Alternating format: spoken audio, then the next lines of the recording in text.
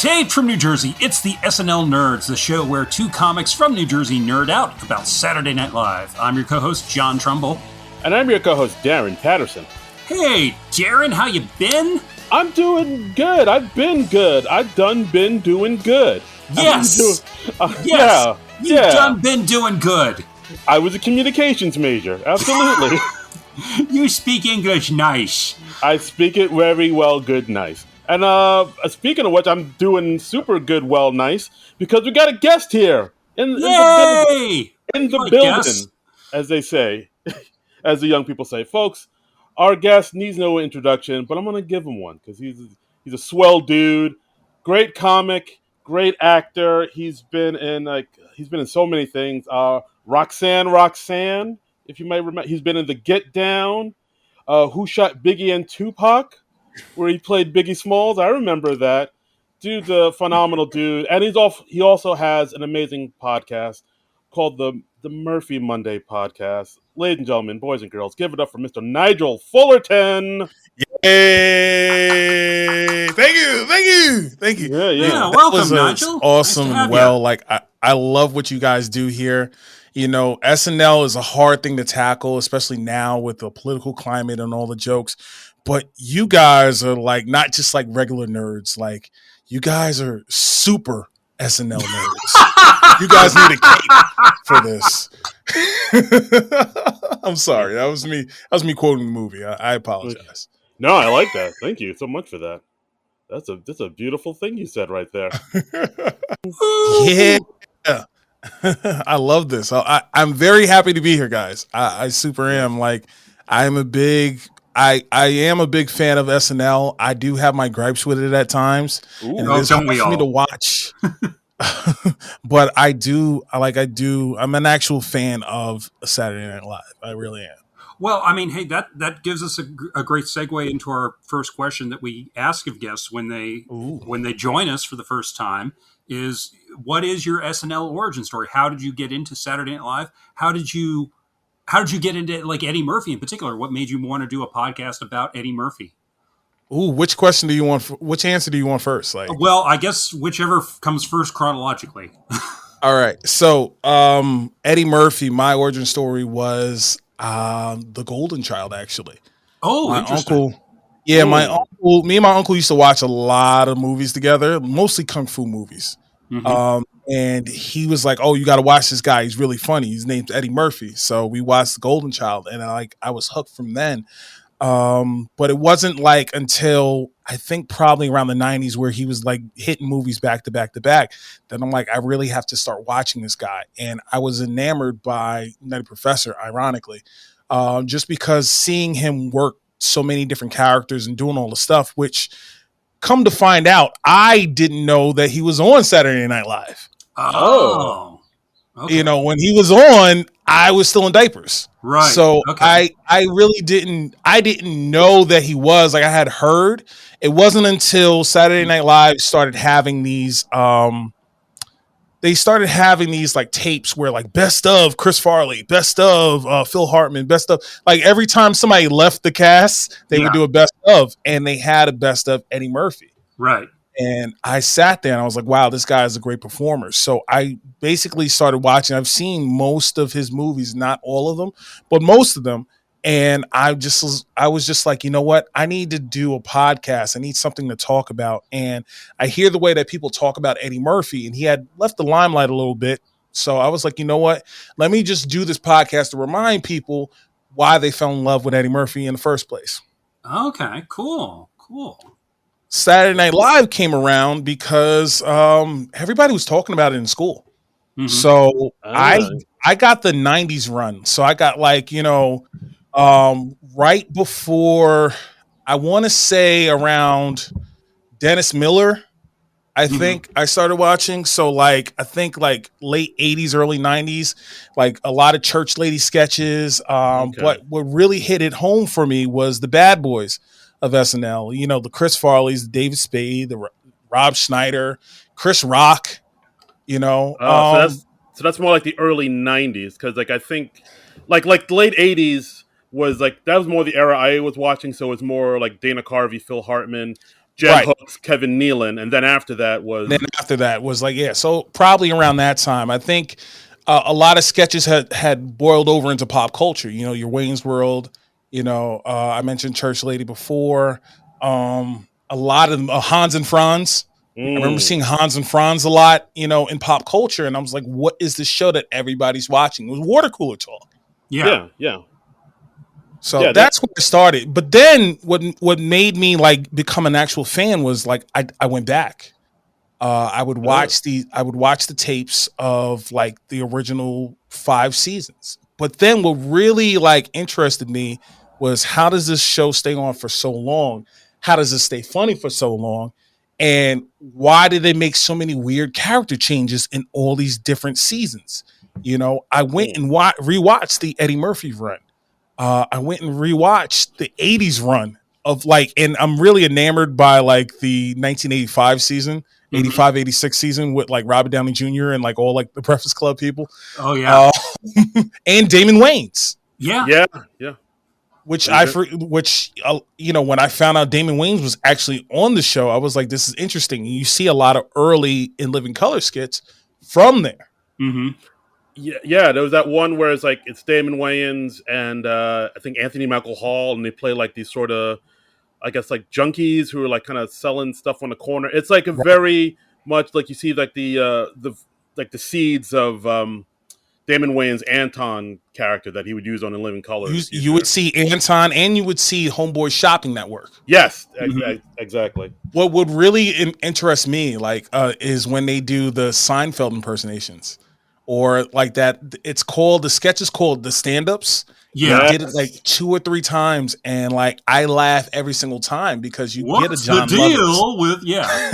And it's kind of amazing that they were doing that before Jerry Seinfeld was nationally known. So it was just kind of this in joke, because like obviously Damon Wayans knew him from the stand-up circuit, and you know, probably it was him or maybe somebody else in the cast who like taught them the Jerry Seinfeld voice, and like, this is the type of comic that he is. What's funny is it's technically not the Jerry Seinfeld voice. It's what every other comic was doing at the time. Right. It just got attributed to Seinfeld too, because I'm not sure what. I mean, I don't know why he was sort of chosen out specifically for that, but like it just sounded like his type of cadence, even though he really didn't talk like that. He even said that in interviews, like, I never said like, "Hey, what's the deal with?" But like, people just kind of he did it on the show. Well, I mean, I've seen him do it on Seinfeld. It's funny. Like most impressions of people, they don't really become much about what they actually say. It's just something you can imagine them saying. Like I think the impression of Cary Grant going, Judy, Judy, Judy. He never really said that, but it was just like they picked a woman's name that he could do, and like William Shatner's like, I don't pause as much as people say I do, or like like it's the Mandela effect. Yeah, exactly, and it's like when like even Dana Carvey, like when you see his George W. Bush impression, you're like, not gonna do it. Like George W. Bush really didn't talk like that. H.W. Sorry, George H.W. Bush. Herbert Walker. Put some respect on his name. But like he didn't really talk like that. It was like more of an exaggerated version of how he talked. But people just kind of attributed that to him. Yeah, and then like you said, the Mandela effect, everybody just sort of thinks that's a thing that Bush said.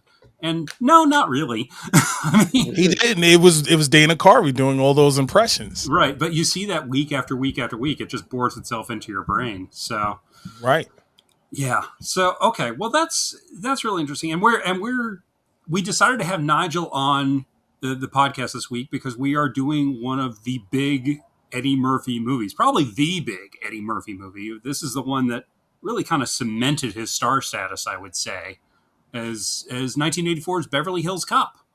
Yeah, I know. Beverly Hills Cop came out December 5th, 1984, that always kind of trips me out because this screams summer blockbuster movie. So the fact this came out in December, like, kind of, it's a bit of a head scratcher for me. Well, it was a hot winter. I wonder if, maybe the execs weren't completely sold on Eddie Murphy yet, because like he'd done 48 Hours. And there he's paired with Nick Nolte. That's kind of a surprise hit that made him a star. And then he does Trading Places, but he's paired up with Dan Aykroyd there. So maybe, here he's like clearly the lead. So maybe he was still considered kind of untested as a lead. They weren't sold on him. Ironically, if you look back at his trajectory, in between Trading Places and Beverly Hills Cop, you have a movie called Best Defense. And I remember him saying this on an episode of Saturday Night Live. I think it's the Christmas episode or close to Christmas. He said Best Defense sucked really bad. He thought that his career was over. Right. Yeah, he said that in the monologue when he hosted SNL, right? Yes, he did. Nice. So it's like, wow. Like, it's like they really didn't know what they had and they kept pairing him with other people. Because you can say, 48 Hours is a hit. Oh, that's because of Nick Nolte. Right. Then you can say that Trading Places was a hit. Well, that's because Dan Aykroyd, he's Saturday Night Live royalty. Right. He's an established star. And John Landis. And, this is the first vehicle that he had on his own. Yes. And he made it, but he wasn't their first pick. He wasn't even their 13th pick. Yeah. The genesis of this movie is really interesting because it started, I think the person who was attached to it for the longest time was Sylvester Stallone, and he apparently dropped out of the movie like 2 weeks before they were supposed to start filming, which is, wow, that's cutting it close. Yeah, and I think I saw somewhere like on that video that Nigel sent, like Mickey Rourke.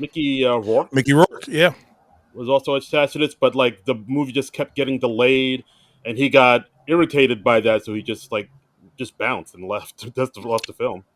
And Eddie kind of like didn't do Ghostbusters to do this movie. Wow, that's pretty amazing, and in retrospect, certainly the right choice for him because he probably wouldn't have been as huge if he'd done Ghostbusters. Ghostbusters was a huge movie, but he would have been the fourth lead in that movie. And what's funny, I'm sorry to cut you off, but what's funny is that Beverly Hills Cop grossed more money than Ghostbusters. I was going to say that. Like, it had a budget of $13 million and it grossed $316 million. Okay. Right. Wow. So it had to be more profitable than Ghostbusters because Ghostbusters had all that effects. And I think Ghostbusters was something like, it had to be like 30, 40 million, right? Ghostbusters, I'll look it up, but Ghostbusters made like, I think 271 million or something like that. Okay. Yeah. But Ghostbusters had to have a bigger budget than 13 million. Their budget was between 25 and 30 million. Yeah. Okay. And they grossed 295.2 million. Dang. So neither one was hurting, but but they're all doing all right. Yeah. And this film was written by Daniel Petrie Jr., directed by Martin Brest, who has some connections to SNL too. Like, yes, I looked it up. I saw that he's an NYU Phil student. He's a native New Yorker, and one of his student films actually aired on SNL. It was like a film called Hot Dogs for Gauguin, which had that's the name of it. Which had a unknown actor named Real Perlman and another unknown actor named Danny DeVito. Ooh, that was pretty interesting too. Never heard of them. Yeah, they can't have been any good if they're in a student film and they faded into obscurity after. Never to be heard from again. And Martin Brest has a pretty interesting filmography himself because after this film, he went on to direct Midnight Run, right, with De Niro and Charles Grodin. He directed Scent of a Woman with Pacino, which was a big Oscar hit. After that, he his last two movies were a little iffy because he directed Meet Joe Black with Brad Pitt and the infamous Geely with And as of this recording, that is the last film he ever directed. Wow, I didn't. That is the last film. Yeah, wow, it was. I remember, I think when Ben Affleck hosted SNL, he did a film about, or he did a sketch about filming Geely because that just, it became one of those flops that was just so infamous. Well, why was it a flop? Can we, have you guys seen Geely? No. I saw it years ago. It wasn't as bad as people made it out to be. It wasn't, but I don't know. But yeah, I don't know. John, I'll tell you this: if I told you that Christopher Walken and Al Pacino were in Geely, would you be like, I didn't know that, or would you be like, yeah, that sounds about right? I did not know that, and I would definitely be more excited to see the movie. I think, isn't the big reason that movie flopped was because everybody was sick of them as a couple? Yes, that's the reason why. Yeah. Because it also affected Jersey Girl as well, which came out around the same time, and Jennifer Lopez is the woman that dies. Yeah. I think it's one of those things where it was like at that point we were reaching peak J Lo, and like people were just kind of getting a little tired of seeing her everywhere, and so like maybe I think you might be right, Nudger. That might have something to do with it. Okay, because it wasn't a bad movie. Yeah, I mean, it wasn't a great movie, but it wasn't it wasn't like the horror show people made it out to be. Yeah. Okay. All right. Yeah. Well, I mean, so Martin Brest, he's had a pretty good career. I understand he came to this movie like right after he got fired off of War Games. I don't know why he got fired off the movie War Games, but Me either. Yeah. So yeah. I think they actually they reached out to a few other directors. Again, that video that Nigel sent us. I think they reached out to. You'll have to post that on the SNL Nerds Twitter account. Yeah, absolutely. I know they reached out to Scorsese to direct this, but I think Scorsese said it sounded too like close. The script of the film sounded too close to being like a Coogan's Bluff, right? If I'm not mistaken. Yeah, which is a movie where Clint Eastwood plays like a cowboy who comes to the big city, and that was kind of the inspiration of the '70s TV show McCloud with Dennis Weaver. Okay. Yeah, and then I also heard that like David Cronenberg was like in the mix to direct this, which that makes no sense to me. That's really weird. I don't. I guess that's before we had the David Cronenberg body horror brand, but that's wild. Very much so wild. Yeah, I don't know. I mean, the tone of it wasn't supposed to be comedic. It wasn't supposed to be comedic at all. It was supposed to be an action movie, right? Set in Beverly Hills, and I think it was called something else. It wasn't called Beverly Hills Cop. Yeah. Right. Actually, so according to IMDb, after Martin Brest was fired from War Games, his second directing job, the industry thought he was damaged goods. Dom Simpson and Jerry Bruckheimer disagreed, and the two Paramount executives continually called Brest asking him to direct this film. He kept declining and eventually took his phone off the hook. Simpson took the hint, but Bruckheimer kept trying. Finally, Brest decided to flip a coin to make his decision. So, yeah, sliding doors. If that coin landed the other way, he might have not have directed this film. Right, and supposedly Martin Brest he framed the quarter that he flipped. I don't know why he saved that quarter specifically. I'm thinking you probably framed a quarter. I don't know if that was the quarter that you used to flip, because like you flip it and then you put it aside, and no. I don't know. Yeah, that quarter's probably though. So yeah, that quarter's probably in a payphone somewhere. Exactly. But yeah, it's a good thing he directed this film because according to IMDb, this was 1984's second highest grossing film worldwide, right after another film we did on this podcast, Indiana Jones and the Temple of Doom. Yeah, they're not beating that. Yeah. That makes sense. That scans. Absolutely. All right, so yeah, let's get into it. Let's talk about this film. Like starting the movie out, opening credits, the thing that really struck me was it said, Paramount Pictures presents in association with Eddie Murphy Productions. And I was like, wow, he had his own production company already. That I did not know. That surprised me. He signed a contract with Paramount. So if you look at most of the movies that Eddie Murphy has done in his career, they've mostly been with Paramount. And it's a deal that he had in the 80s. I don't know if it was before Beverly Hills Cop or afterwards, but I do know that it was like the biggest deal that an African-American has ever had in Hollywood. And it was for a whole bunch of pictures, which included Coming to America, I think Golden Child, I think a whole bunch of movies that he did, and a lot of movies that he had to do, like he was contractually obligated to do, like a sequel for not Beverly. Yeah, it was a sequel for Beverly Hills Cop and for 48 Hours. Another 48 Hours, right? I know he had that deal with Paramount in the 80s because at one point, Eddie Murphy was discussed on doing Star Trek 4, the one where they Right. travel back in time to the 1980s. And Eddie Murphy was going to be the person that they met and was running around the film with them. And I think the big reason that didn't happen was because, like, Star Trek was with Paramount and Eddie Murphy was with Paramount. And some of the Paramount execs got kind of nervous about it. They were like, why should we put our two big cash cows together? That doesn't necessarily mean we're going to make double the money. We could just be splitting our profits. It'd be better to do an Eddie Murphy movie and then a Star Trek movie. And then, those would probably both be hits. And so that's kind of why that didn't happen. But it's a real interesting what if in the in the history of the Star Trek movies, I think. What would he have played?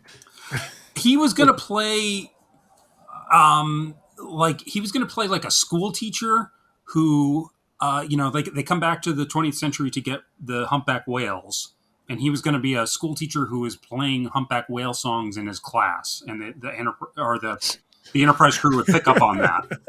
Okay. Wow. And then after like several rewrites, it became the whale oceanographer character that Catherine Hicks played. So quite different. You can't really point to the movie and say, "Oh, that's the part that Eddie Murphy was going to play," because they changed the story around so much after he wasn't attached anymore. But it obviously would have been, he would have had more comedic things to do in that. But oh wow, yeah, okay, all right, interesting. So I was just surprised. I was like, wow, that's a real indicator of how fast he got. He had his own production company already on his fourth movie. Yeah, I was like, yeah, making moves out here. Yeah, but he only produced a couple of projects. I believe it was Coming to America, Harlem Nights, and a couple other things. He also produced TV as well, where there was a couple TV shows that he did. There was one with Red Fox and Della Reese that was on CBS. However, it only did 13 episodes, and that's mainly because Red Fox died in the process of them filming it. Oh yeah, I remember that show. I vaguely remember that. Yeah, what was it called? Do you remember the name? It was called The Royal Family. Okay. Yes. Okay. Yeah. That's what it was called. Yeah, because like people really liked Della Reese and Red Fox back and forth in Harlem Nights. So they're like, oh, this should be like a TV show or something, right? Yeah, there was also a pilot for Coming to America that starred a very young Tommy Davidson.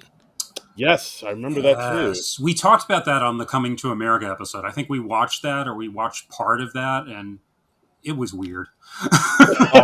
See, for this, I should have showed you guys the pilot for Beverly Hills Cop. I didn't know there was one. Wow, that's interesting. It actually surfaced not too long ago on YouTube. It came out probably in 2013. They shot it. It was with Brandon T. Jackson as the son of Axel Foley. And Eddie Murphy's in the pilot. Familiar. Yeah. Okay. Eddie Murphy's in the pilot, but I don't think Eddie wanted to do it every single week. So he was like, yeah, I'll do it. I'll put on the jacket, one last time. And Judge Reinhold was on there as the mayor of Beverly Hills. Oh, that's cute. Yeah, it was a lot of stuff. But what happened was Eddie Murphy didn't want to do it every single day. So Paramount was like, okay, well, let's try to make a Beverly Hills Cop 4. Mm-hmm. And that didn't happen until this year. Yeah, I remember that. Wow. Yeah, I remember that. I remember all of that. Yeah. I mean, as far as this movie goes, like I really got a kick out of like in the very beginning we get like this really big crazy like car chase scene with like the cars and a 16-wheeler full of cigarettes. Yeah, like just smashing through cars while a Neutron Dance plays in the background. I'm just doing the Neutron. It's such a quintessential 1980s song, because it's just it definitely is. Yeah. Like, the movie starts with I'm sorry. Yeah. The movie starts with The Heat Is On, and then it goes into the Neutron Dance. Already huge goofy smile on my face. Go for it, John. The soundtrack of this movie just was omnipresent in the 80s. I remember, The Heat Is On was a big hit. Neutron Dance was in the top 40. Axel F Stir was It a Up. big hit. Yeah. Stir Stir It It Up. Up. Yeah. So, I mean, this soundtrack did very, very well. I think that was a tempo for 80s movies. I don't know if you ever Mm-hmm. realize this, but the bulk of the songs that we all know and love are from the 80s, and that's because it's in all of our pop culture. Like if Yeah. you look at the movies that were popular at the time, you look at the Back to the Futures, you look at the Ferris Bueller's, you look at everything, Breakfast Club. Like there's movies, like there's a song attached to every single movie that you've ever seen in the 80s. Mm-hmm. And that's why we remember these songs. So like when we talk about the Neutron Dance, it automatically puts us to the scene that happens in Beverly Hills Cop. And Right. it's a testament to the MTV generation that we saw happening at the same time. Mm-hmm. Yeah, I mean, as far as this movie goes, I mean, it's the Axel Foley theme is. I mean, that was another song that was it's just a instrumental keyboard electronic song, but like I remember hearing this on the radio like a lot. That Harold Faltermeyer score. I remember that. It was just like, what is this music from the future? What is this science fiction music? You know what's funny? The song was so popular that they actually asked this guy to be on Top of the Pops to perform. And he looks so uncomfortable playing the music. Like he's just like, he doesn't sing or anything like that. He's just playing the key, and like everybody's dancing around him, and he just looks so uncomfortable. That's so funky. It's like, I prefer just playing my keyboard in the solitude of my room. Don't bump the table.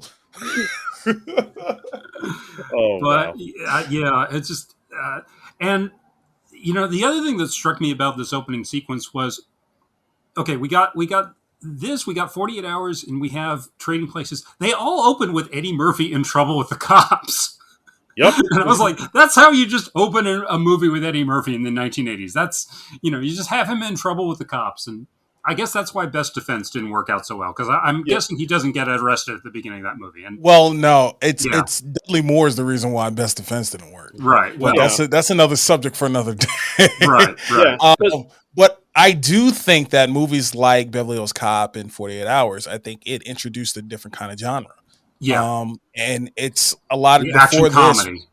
Exactly. We didn't have action comedies. We had movies that were like either it was Death Wish or it was something like Clint Eastwood coming up, like Coogan's Bluff. Like we never had somebody, and every black man that was on TV, they were serious. Richard Roundtree was serious. Like there was a lot of people, so you didn't really have that, especially coming from this guy who's like super young. He's 23 years old when he shoots this. And like he's just wisecracking and fast talking to the point where he introduced a lot of other people trying to recreate Beverly Hills Cop. You have a lot of movies in the 80s, especially the 80s, where like Whoopi Goldberg is the fast talking, wisecracking person in Jumpin' Jack Flash or Burglar or whatever other movie they were trying to do. Even a movie that we did like about a year ago on the podcast, we did Running Scared. And that movie wouldn't have been greenlit without Beverly Hills Cop, I'm sure. Because it wouldn't have. Yeah, because I mean, and Hollywood doesn't really make action comedies like this anymore, and it's a shame because it's a fun genre. I think the last couple ones they did was Let's Be Cops and The Other Guys. The other guys were Will Ferrell. Oh yeah, I never saw Let's Be Cops, but I like the other guys. We have covered the other guys on the podcast, and that's a fun movie. Yeah, absolutely. So I mean, I guess we don't have to go through this movie beat by beat. We can just kind of give we can go around, but I will say in the beginning of this movie, that man's red leather pants that he's wearing a cowboy hat, red leather pants, and some cowboy boots. If that isn't Detroit, I don't know what is. I've never been, but it sounds like it seems like Detroit. Yes. It sounds like the place that RoboCop has to shoot up. That's all I'm saying. Yeah, no, 100%. Love it. Like honestly, about an hour into this movie, I was like, you know what? I'm not even really going to try and keep track of the whole drug dealing plot anymore because it doesn't matter. This movie isn't about the plot. It's about Eddie Murphy going around and doing bits. Exactly. So, I mean, the basic premise of this film is Eddie Murphy is this cop, Axel Foley, in Detroit. He's kind of a maverick that plays fast and loose by his own rules. Yeah. We get the obligatory him getting screamed at by the chief. Like, God damn it, Foley! Blah, blah, blah, blah, blah. What was the Yelly police captain a cliche yet? Because not yet. Yeah, I feel like this is maybe the movie that kind of codified that as like yelly black police captain. I mean, there were a few that were before this. I know there was like Captain Dolby on or Dobie on Starsky and Hutch, but this seems like the movie that would really. Yeah, 48 Hours had it also because the guy that was yelling at Nick Nolte, he also showed up at Last Action Hero as the yelling black police officer, which was making fun of the buddy cop movie kind of sort of. Right, because that became like the go-to because it's like, how do we show how progressive we are? We'll have a black police captain and he'll be yelling at the hero. You got to get this done. You got to turn in your badge and your gun. And I think that the black police captain that's in this movie, I want to say he's something in Detroit. Like he was a real life homicide detective in Detroit. Right. He played Inspector Todd, and he later served as president of the Detroit City Council. His name was Gilbert R. Hill. So and apparently he actually did keep his sidearm tucked into the back of his pants, and they kind of took that for Axel Foley. So okay. Yeah. I did not know that. But yeah, so Axel Foley plays fast and loose. We get a nice little cameo from Paul Reiser in this as like his I guess his partner or his buddy on the force. I think he's just a buddy. I didn't get the sense that he was his partner, but maybe he was. I don't know. Yeah. I think so. In the second one, he was more of a partner. Okay. Yeah. Oh, okay. I mean, Paul Reiser was a bigger deal by the time they made the second one. So I can see that. But I mean, Paul Reiser, he kills it in his brief thing. I mean, just like him going, "This is not my locker." Hilarious. And I'd kind of forgotten that he was in it. That was funny. So then Axel Foley goes home after getting chewed up by the chief. And his one of his old friends shows up at his house. Mikey, who we learn was like, he grew up with him, back in the day. He just got out of prison. They used to do petty crimes together. He's like, they go out drinking. He's like, let's go steal a car. And Axel's like, I'm a cop. I can't go stealing cars. So I have to say something on this. Now, we talked about Sylvester Stallone being cast in this movie. And I don't know if you guys knew this, but every person was cast before Eddie Murphy. Like Eddie Murphy was the last person to be cast. Right? Okay, that makes sense. Yeah, who else was it? There was because like I know with Mickey Rourke and Stallone you mentioned, but like who else was on that? There was a couple other people like Robin Williams. Like there was a couple people, but the interesting thing is if you check the age difference on all these people, like if you look at his friend that dies, he's like a good 20 years older than what Axel Foley looks like. Well, yeah. I mean, because Eddie Murphy you said he was like 23 when he was doing. He's 23. He can play a little older. I mean, honestly, at 23, he's too young to be a police detective. He should still be walking the beat. That's what I'm getting at. Number one. Number two, they keep talking about it like it was so long ago that they haven't seen each other, and I'm trying to figure out what's the age difference because the woman that works at the art place and the guy gets shot in Detroit. They all went to school together, and they're all different at different times of their lives. Yeah, that's true. That's true. I mean, I guess they figure, well, Eddie has a mustache, so maybe that ages him up a bit. Yeah, I don't know. Yeah, I mean, I guess he's got to be playing older. He's got to be playing like 30 or something. I think so. Like 30, I can buy him being a detective. 23, no, there's no way.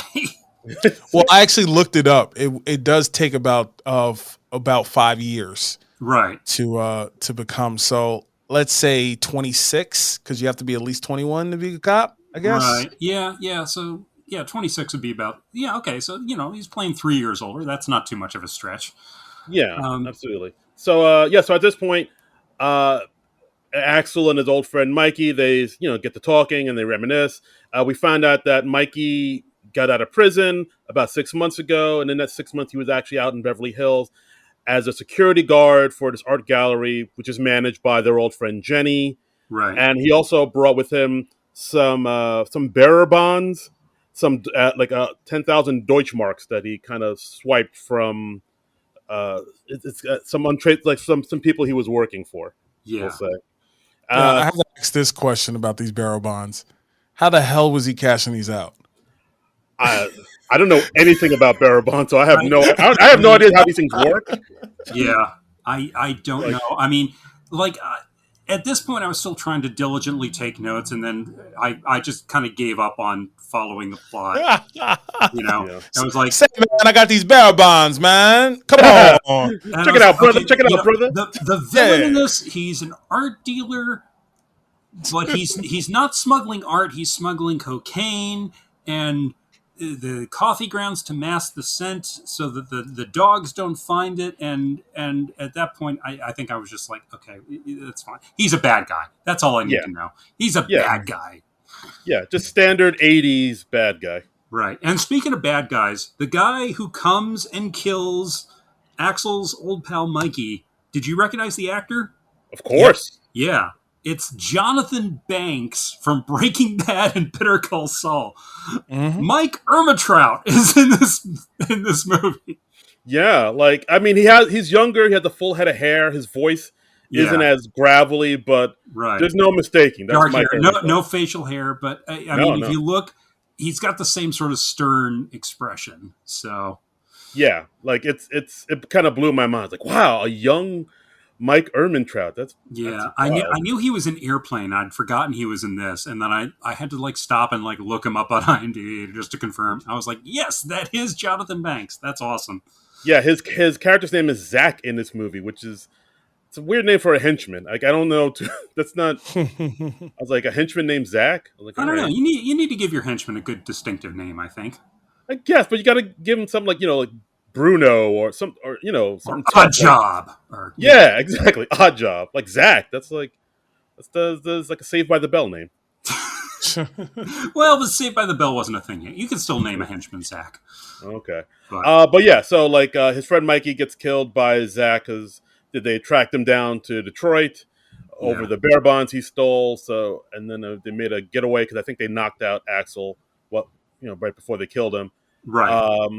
And Axel, wakes up, comes to, the cops come, take away the body, and he wants to know who killed his friend.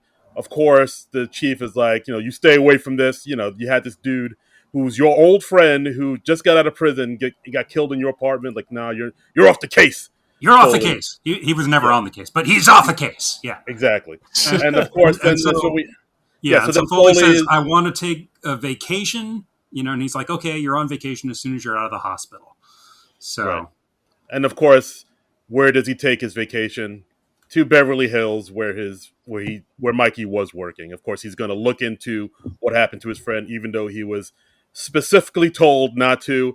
And somehow he drove his car, his beat up Chevy Nova, from Detroit to Beverly Hills. Somehow it made it. Yeah, and they say later in the film that when he's in Beverly Hills, he says, oh, yeah, he was killed a couple days ago. And I'm like, wait a minute, you drove from Detroit to Beverly Hills in a couple of days? That's like a week trip. It doesn't take that long because it took me about 3 to 4 days to get to LA from New York. Okay. So maybe he just means a couple of days colloquially and not literally. But yeah. I was like, how does that not take you a week's trip when you're the only one doing the driving? But okay. Right. Yeah. Fine. And and then so that's the basic gist of it. And then we also go into this one of the funniest scenes where this had to be improvised, where he gets into Beverly Hills, sees the different culture. He pulls up in front of the most expensive hotel in Beverly Hills, and then we get the check-in scene where he tries to get a room. Right. Like even though he has a cop salary, but he's able to fast talk and finagle his way into a hotel room by saying he's a writer for Rolling Stones, and they say, oh, we don't have your name here on the list. And then we get into probably one of the funniest scenes, I thought, in the film. Yeah, where he just kind of intimidates the staff. He starts making a big scene. He's like, I was here to write an article called Michael Jackson is Sitting on Top of the World for Rolling Stone magazine, but I can't because this hotel doesn't allow any... Hard R. Yeah. Hard R. Race card. available everywhere. The hardest of ours. And then they're like, oh well, sir, it turns out we do have a vacancy. We can put you in one of our suites for $235 a night. And you see Eddie Murphy react to that. And I went to the inflation calculator to find out what $235 a night is in 2023 money. It comes out to $687.87, which is a 192.7% price increase. So Yes. I was honestly expecting it to be over $1,000, but yeah, I upon hearing that, I'm like, yeah, there's got to be like a Red Roof Inn nearby, or Yeah, I didn't understand why he went to the Beverly Hills Hotel. Like, you knew pulling up to that place that they're not going to accept your money. Like, how are you paying for this? Like, how do you have the confidence to do this and just say, hey, I'll figure it out later on. I don't know how much. I'll just steal some robes and sell some robes, you know what I'm saying, outside, you know what I'm saying? Because that's how people do, man. They sell robes. I'm sorry. That's how we do in Detroit. I think it was just rule of funny and, the culture clash. They were just like, it's going to be funny to see him in the ritzy hotel. Yeah. So let's do that. Yeah. I think that a lot of times, especially if you look at the trajectory of movies that Eddie Murphy made in these, let's say from like 1982 to 1988, they were all fish out of water stories. Yeah. Mm-hmm. He was always someone who wasn't supposed to be there, i.e. Billy Ray Valentine, him in 48 Hours, like he's a convict, even in Golden Child, like he doesn't belong in this place. So him coming from Detroit to Beverly Hills Cop, like a lot of and even Come to America, but a lot of the movies, the reason why they wouldn't work now because the world is much wider but smaller. So we know what's going on in the world. Back then we didn't know what was going on, and it was a definite culture shock. Now it's like, oh, I have the internet, I know what they do over there. Yeah. That's a good point. Well, also Eddie Murphy, he's not really the underdog anymore. He's the establishment guy now. I mean, when he was the young dude in his 20s and he wasn't that far removed from his modest upbringing, because I know he was like the breadwinner for his family, right? Mm-hmm. He was going out to comedy clubs to earn money for his family, and and now he's like multi-million-dollar movie star guy. So yeah, it's true. Yeah, so he couldn't really. We couldn't buy him as easily in this type of party. Well, no, we couldn't. But the appeal of Eddie Murphy was that, again, he was so young. When he gets on Saturday Night Live, he's 19 years old. Like he did 1 or 2 weeks in Nassau Community College, and he got on Saturday Night Live. The only audition he's ever had to do, I've heard him say this, was for Saturday Night Live. He's amazing. Never had to audition for any other movie. The reason why he got on 48 Hours was because his manager was dating the director. They're married now, but it was nepotism that he got in, which kudos for him. But after that, it's just like, hey, you want to do this movie? Hey, you want to do that movie? That's how he got most of his movies. And, he was only on Saturday Night Live for like 2.5 years. It wasn't like he was on for a very long time. That's true. Yeah. Season six, I found out, and you can find this out on the Murphy Monday podcast. I did an interview with one of the writers, and he told me the reason why season 6 is so short. It's only 13 episodes. The reason why was because it was a writer's strike. Ironically. Sound familiar? Yeah. So I'm like, because if you look at because I like to study the seasons, and that's one of my main things with Saturday Night Live. Like, I want to see why this went bad, why it didn't work, why it did work. And if you look at it, there is 6 episodes, Eddie Murphy's not really in them. The last 7 episodes, Eddie Murphy's the main character. Right. And he wasn't even supposed to be there. Like, honestly, I think there's rumors that Robert Townsend was supposed to be there. There's rumors about Charlie Barnett, who was, Charlie Barnett I did hear about, because like he was like this unknown comic who like kind of did just comedy on the street, but he was like undeniably hilarious. Like, but for some reason he didn't get it.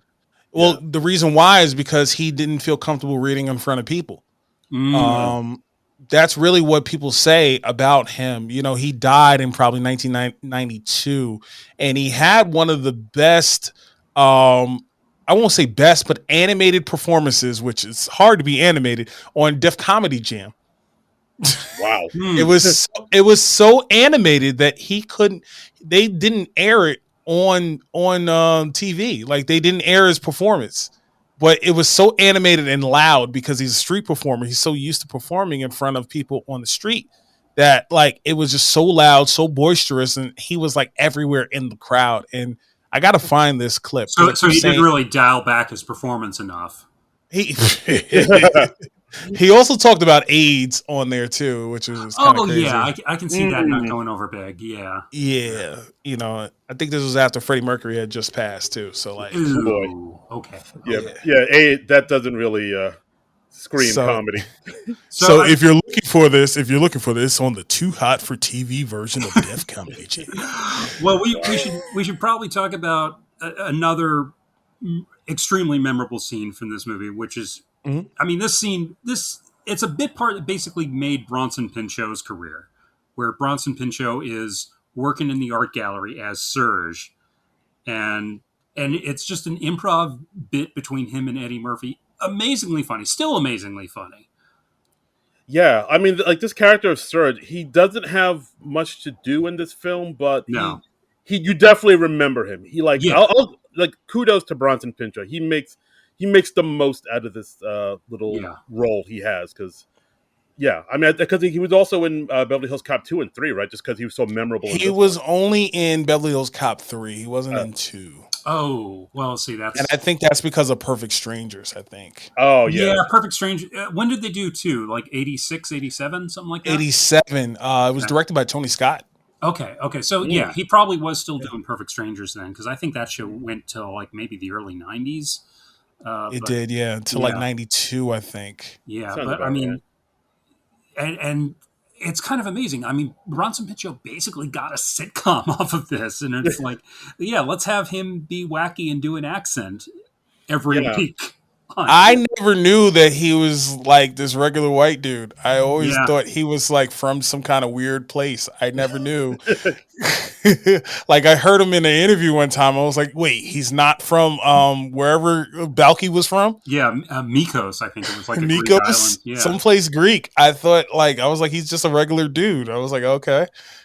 Yeah, because I mean the name Bronson Pinchot, that sounds like that sounds like different. I don't know.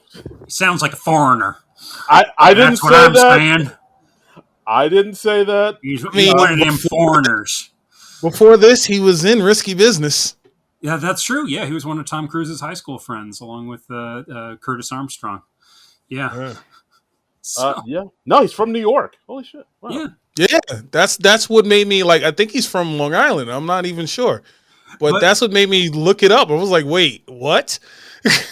But yeah, he apparently it was supposed to be like 2 guys working in the art gallery, but when Martin Brest heard Bronson Pinchot's accent that he was doing to Serge, he was like, okay, yeah, the scene's basically just about you now. So yeah, because there is two people in there too. Yeah. That guy. Yeah, the one guy who his shirt's unbuttoned a little too much, and he's like, "No, button that up, cover that up. No, it's not sexy. What are you doing? What are you?" Yeah, and that's very good. Yeah, like his character almost kind of reminded me of what was it? Peter McNichol's character in Ghostbusters 2, Dr. Janos Poha. You know. He's got that same sort of accent that you can't quite place. You just know it's like sort of foreign, and yeah. Never knew. Yeah. But according to Wikipedia, Bronson Pinchot born in New York, and he gets his family moved to South Pasadena, California. So he's from Pasadena. Exotic. That's so exotic. Yeah. So Axel goes to the gallery. He has this fun encounter with Serge, and then he looks up his friend Jenny Summers, who's working at the art gallery. He tells her that their friend Mikey is dead, and I'm like, wow, Axel, maybe call first before you drive cross country? But whatever, I guess it's more dramatic if he just tells her in person. Yeah. And he finds out that the owner of the gallery and the guy that Mikey was working for, this guy named Victor Maitland. So then... He's a Scorpio. He's a Scorpio. Yeah, he's a Scorpio. Yeah. This very lizardly 80s businessman.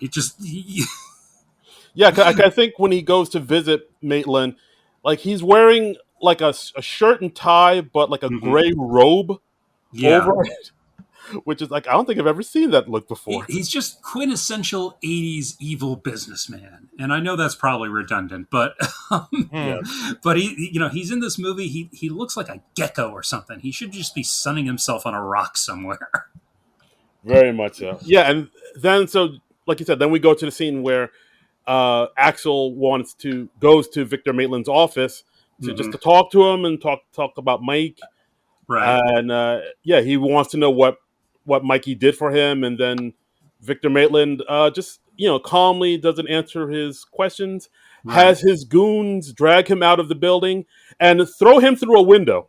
Throw him through a window. I'm just like, really? What? Now Why are they that just? was their property, I correct? know that's their window. They have to replace that window now. Why are you doing that? Just escort him out the door. Yeah, I was like, that's a bit much. That's That's overkill. That's I think you're the whole reasoning of throwing him out the window and calling the cops is yeah. to basically get the insurance money. Maybe that's like a little side hustle for Victor Maitland there. Maybe. because like after Axel gets thrown through a plate glass window, the cops show up and arrest him. And Because he has they knew you were going to do that. and they say knew. the charge is disturbing the peace, and they also say like because he had a concealed weapon because he's carrying his sidearm, and he's like, and he has a great line. He's like, "Well, what's the charge if I get thrown out of a moving car? Jaywalking." Great line, underrated line. That's a great line. But throwing him through a window, that's overkill. You're henching a little too hard at that point, I think. A little bit, yeah. Do you even hench, bro? Yeah. So they take him to the Beverly Hills Police Department, which, big contrast with the Detroit Police Department. It's like in this pristine, clean, high-tech thing. Supposedly Martin Brest, he used like what they developed for the NORAD in War Games when he was on that movie. He just used all the work that they did for that to make the Beverly Hills Police Department look super high tech because everybody's got a computer at their station and yeah. So and he meets like the two big supporting characters of the movie, Sergeant Taggart and Detective Rosewood, who are played by John Ashton and Judge Reinhold. So, yeah. Played very well by the two of them, by the way. I mean, they're great. There's a definite chemistry between the two of them. They've got a cool, fun relationship of their own. Eddie plays off of them great. I mean, the movie really comes alive when he's interacting with Taggart and Rosewood, I think. Yeah. Why does Billy Rosewood look younger than Eddie Murphy? Does he just play like gullible? Because he was in Fast Times at Ridgemont High just 2 years ago. Yeah. No mustache. Yeah. It's no the mustache. That's what, aha. Judge Reinhold just has a baby face, I think. But yeah, I mean, it wasn't, but yeah, not 2 years before we're seeing him pick up Jennifer Jason Leigh after her abortion. So it's yikes. Yikes. It's amazing the impact of this movie, Beverly Hills Cop. And I was telling you guys off air about this story, but like my introduction to like this movie or knowing who Eddie Murphy was like my father used to have the VHS tapes like all the time. So he had Beverly Hills Cop on VHS, and I would look at how he was dressed, and I would look at how my father was dressed and how my father had a big mustache, and I'm like, is my father Eddie Murphy? Because he would dress up just like Eddie Murphy. Like if you look at I look at all the pictures of my father in the 80s, and I'm like he has that gray suit from 48 Hours, and he has that skinny tie, and he has like a Letterman jacket, and he was trying to be Eddie Murphy on the low. Did he have the leather suit from Raw though? He did not, but he did have was it? I'm sorry. Was it Raw or was it Delirious that Andy Murphy wore? Both he had leather suits in both. Oh, okay, all right. Well, it was a big time for leather suits, I guess. Yeah, there were two. There was that one scene with those two guys walking down the street wearing leather suits in this movie. Yeah. They had like the Michael Jackson Thriller and like Eddie Yeah. Which Murphy. I found funny. I found funny only because Eddie Murphy wears leather suits just like that. Yep. Well, I mean, hadn't Delirious already come out by this point? That came out like Yes. 83, 82, 83, I think, right? Yes, it did. Yeah. But it was only like an HBO release. Like it wasn't Right. a concert film. So a lot of people didn't see Delirious. Mm-hmm. I just remember seeing it in the video store like all the time, like with the red leather suit. And I'm like, what is this? Yeah. But I never I don't know too many people that actually said I saw Delirious on TV when it came out because it was only an HBO thing. And at the time, everybody didn't have cable. No. Yeah. HBO. I mean, for me, HBO was a thing that I only got to see like twice a year when I would visit my dad because he had HBO. So that was part of the treat of visiting him. It was like I get to watch HBO for the week. Yeah, he had all the porn movies. Yeah, that's right. I can stay up late and try and see boobs. Spice. Gratuitous nudity of the 80s. Yes. Emmanuel. Ooh, yeah, I do remember Emmanuel. So also in this movie, we have the great character actor Ronnie Cox as Lieutenant Bogomil, which such a weird name, right? Very weird. I don't think I've ever heard the name. They said that name, and I was like, "What was that name? Bogomil." Bogomil. I want to know the story behind that name. Where did they get that name? I don't know, but they don't say it as much in this movie as they do in the second movie. In the second movie, Bogomil is a big character because, 40-year spoiler, he gets shot. Oh, damn! I was just about to watch that movie. Damn it! It was next on my queue. Yeah. Now you've ruined Beverly Hills Cop 2 for me. Sorry, you get to meet his daughter. Okay. And you get to see that there's a world to Bogomil, basically. They go into the Bogomil universe, the BCU. The Bogleverse. I want to find out about the inner life of Lieutenant Bogomil. Yeah, because he's got some stuff going on. But yeah, apparently this, according to the IMDb trivia, again, this movie kind of changed the trajectory of Ronnie Cox's career because he became like, the go-to sleazy corporate dude for the 1980s after this. I mean, he's in RoboCop. I remember he's in St. Elsewhere for a little while as like the new bad boss, and he's in Total Recall, and yeah. Before this, he was a nice guy, and he played a lot of fatherly people. He was one of the guys in Deliverance. I remember that. Oh wow, I haven't seen that movie. He was a nice guy in Deliverance or a bad guy? He's a nice guy in Deliverance, and dueling banjos from Deliverance. He's the guy who plays the banjo. Oh, okay. Yeah. He was in Cop Rock. Listen, you just connected the dots for me saying that he was in RoboCop because I totally get it now. Like every time I watch it, I'm like, where did I know this guy from? Now I know. Yep. Wow. Okay. Ronnie Cox, we salute you, sir. We salute you, Ronnie Cox. So yeah, this is where the lieutenant interrogates Foley, finds out what's he doing there, asking questions to Victor because like Victor is an upstanding member of the society if here in Beverly Hills, but as Ashley doesn't tell him anything. Axel doesn't tell him anything. He's like, "Oh yeah, I was just looking for a place to use the bathroom, and I decided to go in there, and then they just threw me out a window." Yeah. And then we find out that the lieutenant actually called the Inspector Todd, which is Foley's boss, and like apparently Todd relays a message saying, yeah, if he's looking into the death of his friend Mike Tandino, he'll have him brought up on charges and fired, and like don't bother coming back to Detroit if that's what you're doing, type of thing. Right. So he's already on people's radar for getting tossed out of a window. Yeah. They never really give a reason why Axel Foley chooses not to go through channels. Like, at the beginning, Inspector Todd is like, yeah, why didn't you get authorization before you went undercover? And I hear this and I'm thinking, yeah, why didn't you? And he doesn't contact the Beverly Hills police to tell them he's coming there to look into his friend's death. And I'm like, why didn't you? Yeah, like he technically can't. Yeah, I guess not. But it's a conflict of interest. He's not supposed to be there at all. He's meddling into an investigation.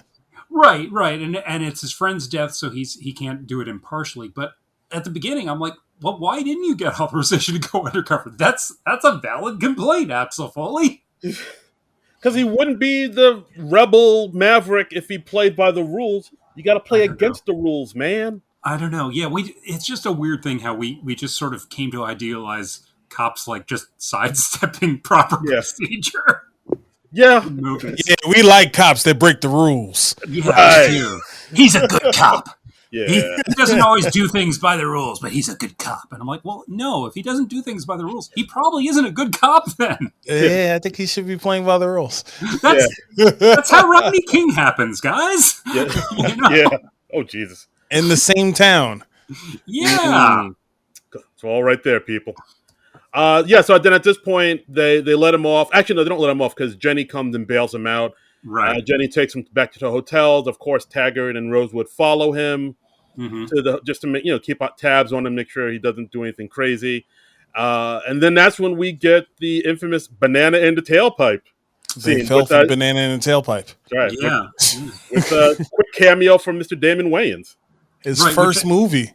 Yeah, and I think that was like because Eddie knew him from stand-up, and he knew Keenan.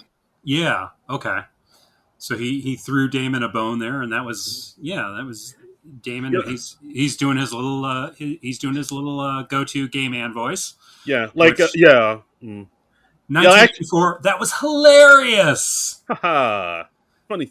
Actually, Nigel, when you said that he knew Keenan, for a split second, I thought you meant Keenan Thompson, and I was like, "Wait a minute, that doesn't." No, I meant Keenan the Ivory Wayans. Oh, yeah, I knew that, but for a minute, I was like, "Keenan Thompson." Oh, there can be more than one Keenan, Darren. Come on. Nope. No two Keenans can exist in the same room at the same time. Yeah, that's why they canceled his show. That's right. The Magic Johnson. Because Keenan Ivory Wayans was going to make a big comeback. That's why they canceled Keenan's show. I don't know. I just know that Eddie, when Eddie moved to L.A. After, I think but he knew Keenan. I think Eddie moved to L.A. and then Keenan moved to L.A. as well and was like roommates with Robert Townsend. So they all knew each other. Mm-hmm. And once Keenan moved to L.A., then that's when Damon moved. Right. Okay. How long had Eddie been doing stand-up? Before he got SNL? Because it wasn't that long, right? Eddie started stand-up in 1975. Okay. Oh wow, that's really early. Yeah, so he got put on on the national circuit around 79. There's this thing called the Big Laugh Off, where you can find his set on YouTube. But on the Big Laugh Off, I'm almost positive Jerry Seinfeld was on there as well. I think Eddie Murphy was number 7, and I think Jerry Seinfeld was like number 5, and I think there was like 2 other people that are well known, and I can't off the top of my head, I don't know who else was on there. But the Big Laugh Off was Eddie Murphy's first time on TV, and then that's what kind of got him into like the atmosphere of getting on a Saturday Night Live. Oh wow, interesting. Okay. Right. Not bad. But I speak to, because Eddie Murphy started on Long Island, like I used to speak to like a lot of the older guys that would tell me, hey, Eddie Murphy used to be here and he would do the gong shows on Long Island, and like he would do like all this other stuff. Like he had a group with Bob Nelson. Oh yeah, I know Bob. Yeah, Bob Nelson, Richie Minervini, they used to like have these different like improv groups that they would do all over Long Island. Wow, that's fantastic. Yeah. Damn. All right. But yeah. So we get the infamous banana in the tailpipe scene where man, put these 2 bananas that he gets from Damon Wayans, puts it in the tailpipe of their car so they can't follow him as he goes to a warehouse. And yeah, apparently, if you put bananas in somebody's tailpipe, that'll fuck their car right up. No, apparently it won't actually work because bananas are a little too mushy. Like they'll just be shot out of a tailpipe. You do that. I think they might have tested this on MythBusters at some point. But really? Yeah, apparently it was originally supposed to be a potato, which is solid enough to actually pull that off with. But when they were shooting this scene, there was going to be a scene of Axel sneaking into a kitchen of the hotel to get a potato, but due to budget and scheduling issues, the scene couldn't be shot. So Murphy had to grab something that was easily accessible in a location that was already lit and ready to be shot. So it says it was Eddie Murphy's idea to get Damon Wayans in as the guy working the buffet. And Wayans is credited in the film as Banana Man. Deo. Yeah. So got to start somewhere. It's weird seeing like young Damon Wayans before he started shaving his head. Yeah. He had that hairline that was just going back further and further. Yeah, well, you see it and you understand why he decided to shave his head. Yeah, like I understand the pain, my brother. That was a good call, Damon. But that was like an early. But they all have the same head. I don't know if you know that because it's the same thing with Keenan. Keenan's hair was just as bad. Yeah, it was. Yeah, he had the that hairline with the weigh-in men. It's not forgiving. Damon Wayans Jr. doesn't have that though, does he? Yes and no. Yeah, I don't remember. Okay, because they have better. They have better hairdressers now than they did back then. Yeah, okay, yeah. So maybe you got more options now. Yeah. Back then, you could still be balding and be a sex symbol. That's right. True. Phil Collins pulled it off. True. Phil Collins pulled off. Bruce Willis brought us a few more years of that, and that's right. It was a golden age for the balding man. It really was. It really was. It's a good time. Good time. So then we see Axel and Jenny go off to this one warehouse.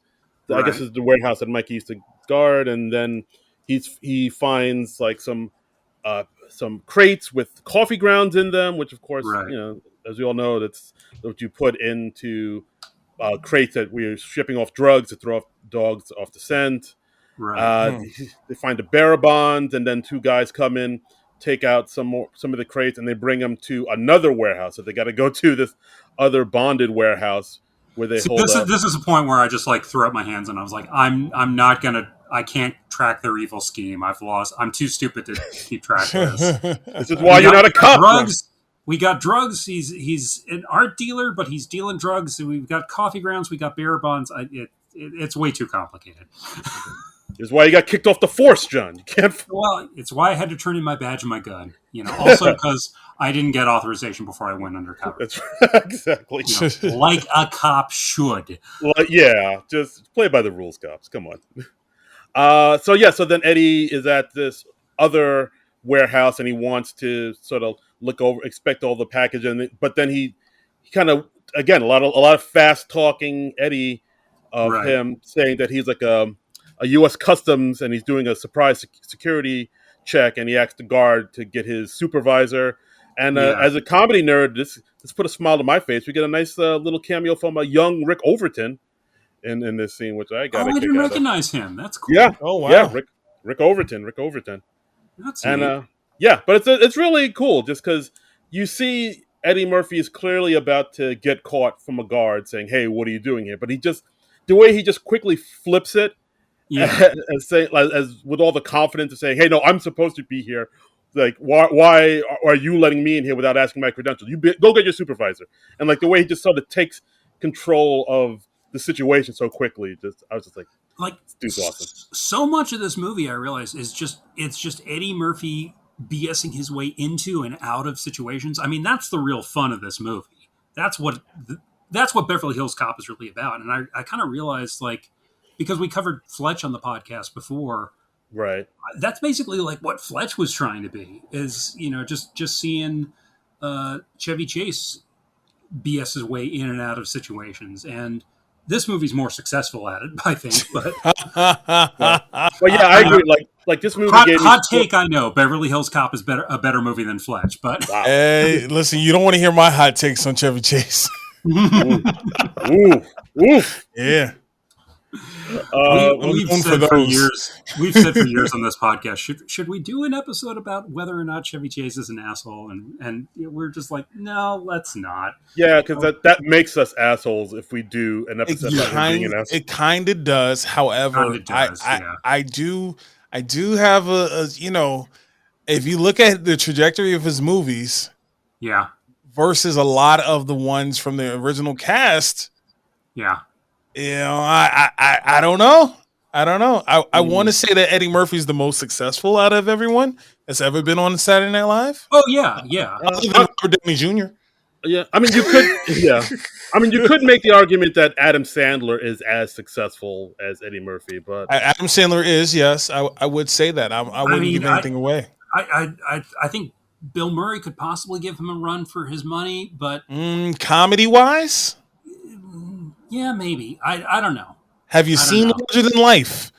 I have not. But Bill Murray has also got a lot of artistic respect. He's gotten the Oscar nomination. I think he did the right thing by going. I feel like the older that comedic actors get, they should do more dramatic stuff. Yeah, I think definitely. When Eddie did Dolomite, I think it brought a resurgence because we're tired of seeing he's 60 years old, so he's not that fast talking guy anymore. He can't be.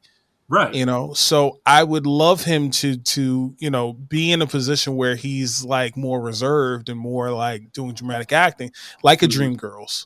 Yeah. Or, so like I would love to do that. And that's what Bill Murray's doing, except with the exception of Ant-Man Quantumania. And Steve Martin's doing that also. So like the older, because their comedies weren't doing well. If you look at the comedies that Steve Martin was doing in the 90s and the 2000s, and you put it on the same trajectory as Eddie trumps Steve Martin.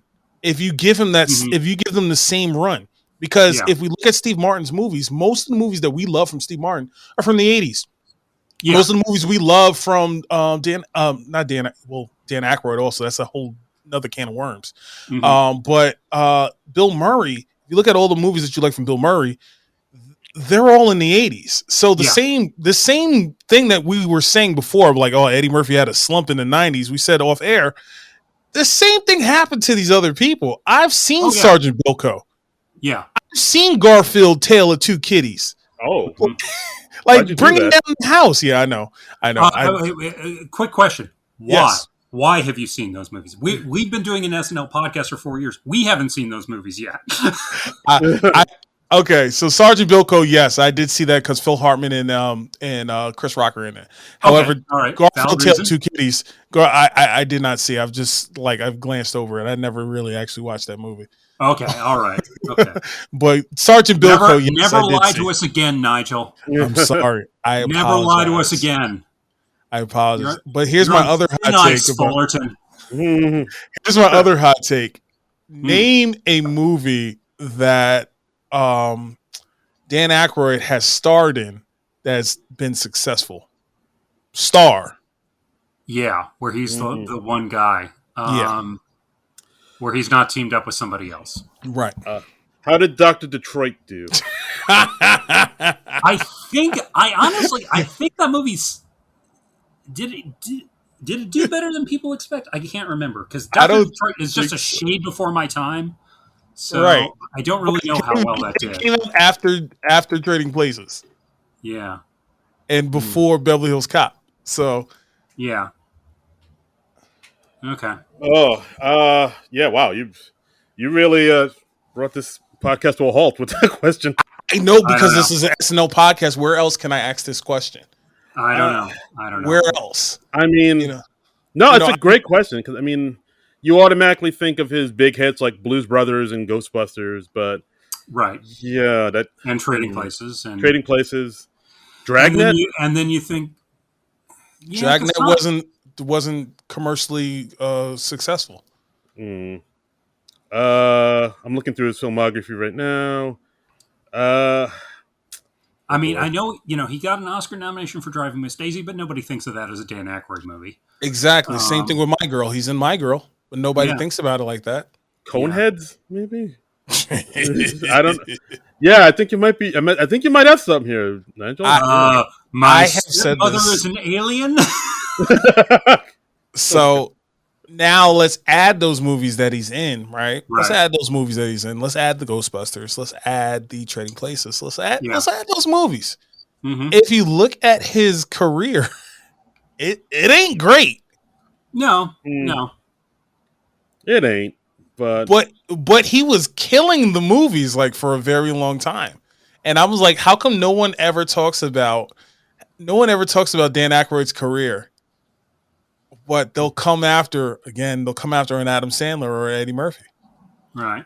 I don't know. Oh, just Maybe for thought. people expected more, or I'm still expect more Well, from Murphy and I Sandler. I don't mean, know. but Aykroyd isn't working as much as like an Adam Sandler and Eddie Murphy is these I days. mean, if you look at his IMDb, he has something for every single year that he's been around. He's been in the Okay. zeitgeist. There's like 100 projects on here that he's been on. You know, most of them are Ghostbusters related.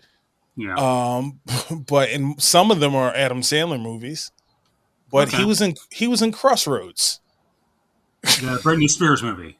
Yeah. Yeah. You know, he's in Blues Brothers 2000, which is his movie by that point. Well, yes. Yes. We've seen Blues Brothers 2000. We covered Blues Brothers 2000. He's Oof. also in Gross Point Blank. I don't know if you guys. I know. No, we know that. We are Oh, aware. we're aware. We're We aware. are aware. Oh, Sergeant Bilko, Celtic Pride. I can keep going, but I won't. I No, digest. I Let's mean, get back to the movie. let's get back to Eddie Let's get Murphy back to and the Beverly movie. Hills Cop. So we got a scene where Axel, he takes Taggart and Rosewood to a strip club, you know, to try and make friends with them. And then he ends up busting two guys who are trying to rob the place. And cute scene, doesn't really have much of anything to do with the plot of the movie, but Not at all. Oh, I love that scene. but it's a cute scene. It's a cute Yeah. scene, and I see why they get. And you know, we get that iconic shot of Eddie giving the high five sign. Oh man. No, but he's like, hey Phil, they said you don't come here no more. You a liar. Hey Phil, come on, baby, give me a kiss. Yeah, that came out of nowhere. Yeah. And it also is a scene where we see that Axel is a good cop. He has good cop instincts and stuff. Right. Yeah, because like I think, I mean, yeah, because like I guess like you said, they wanted to sort of put in this thing to be like, no, he's actually a good cop, even though he does these sort of play by his own rules thing, but he Right. does have like a moral center, and he Right. does care about like other cops. Yeah, and he does, like, you know, like early when he has this rough first meeting with Taggart and Rosewood, and Taggart actually roughs him up a little bit, and Ronnie Cox comes up and he's like, do you want to put him on report for striking you? And he's like, no, where I come from, you know, cops don't report on other cops. Oh, the thin blue line. The thin blue line. Right. Thin blue line. Eddie Murphy's playing the man in this movie.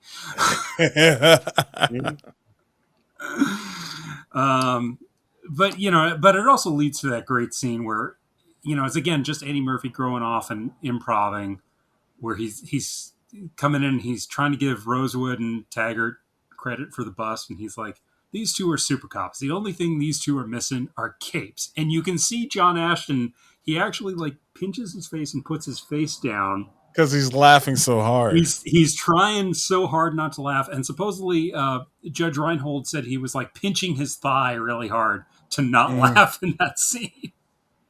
What's funny is I heard that Eddie Murphy never drank coffee before this movie, but he was really tired from like the shooting and everything, so he had to take coffee. So the reason why he's so energetic in this movie is because he had just taken sips of coffee for the very first time. Yeah, that's what it says. Especially in that scene where he's doing the super cop speech. Right. Yeah, because he's just wired and he's hopped up on caffeine.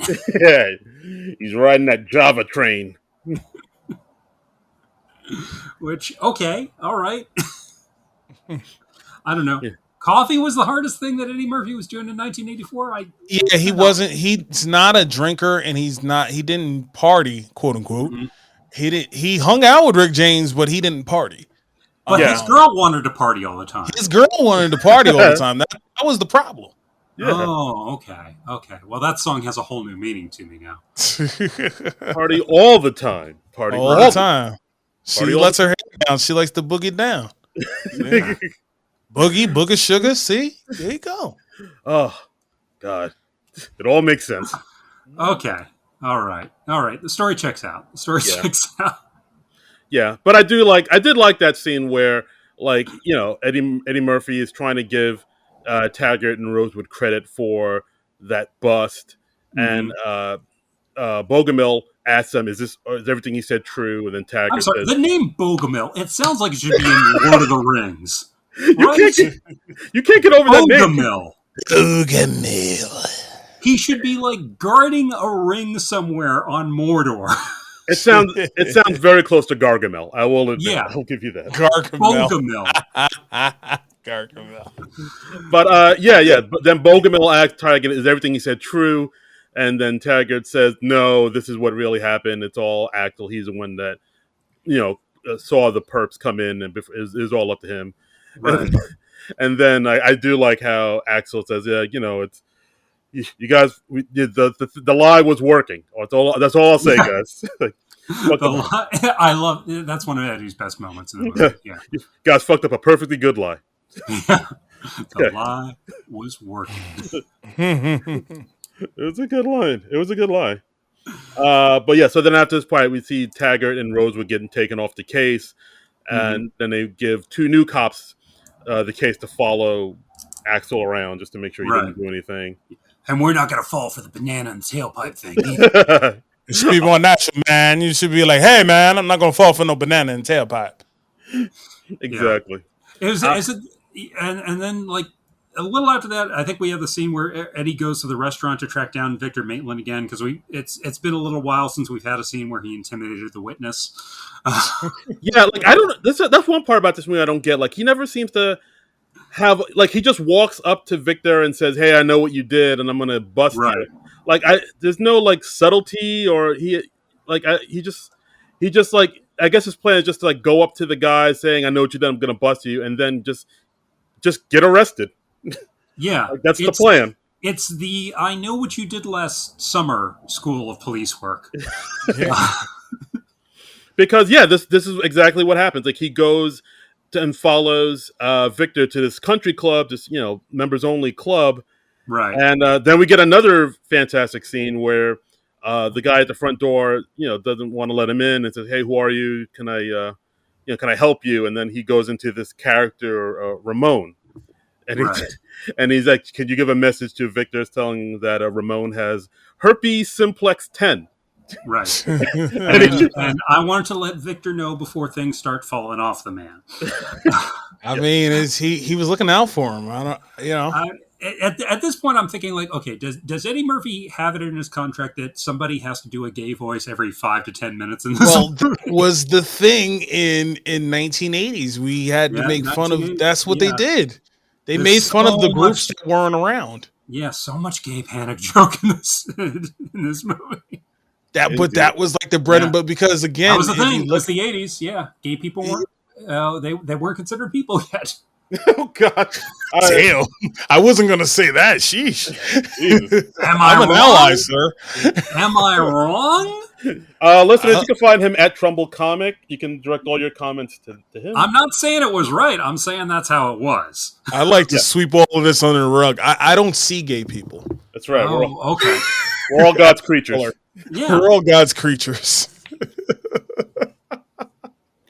But in the scene, it's the same thing. Like, where like Eddie Murphy goes to intimidate. He gets into the country club. He intimidates Victor. Before that, he like meets up with Zach, the thug, and then he gets into it with Zach, and he throws Jonathan Banks into the buffet. Yeah. Before he's Eddie Murphy overpowering Jonathan Banks. That's that's funky. That's fun. I mean, just knowing what Jonathan Banks became later on, where he became like the big badass on Breaking Bad. Absolutely. And then he intimidates Victor again, and he gets arrested again. Yeah. I was like, I thought there'd be more finesse to interrogating him, but I guess no. That's how they do it in Detroit. That's how they do. That's how they do. You're guilty until proven innocent, and then they keep letting you know that you're still guilty.